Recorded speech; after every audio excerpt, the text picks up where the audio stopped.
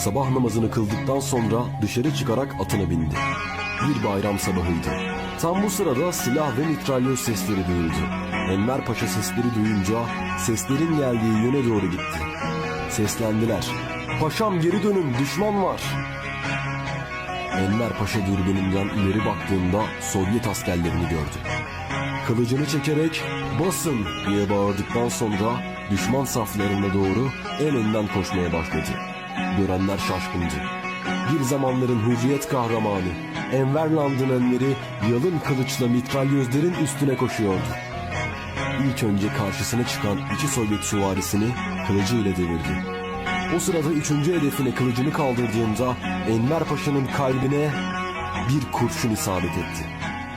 Üçüncü hedef silahını çekmiş ve onu vurmuştu.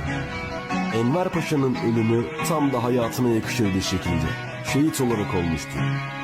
Altaylardan Tuna'ya Kızılçin'le arası var. Düştüm kara sevdaya, oy oy gönül güzel yarası.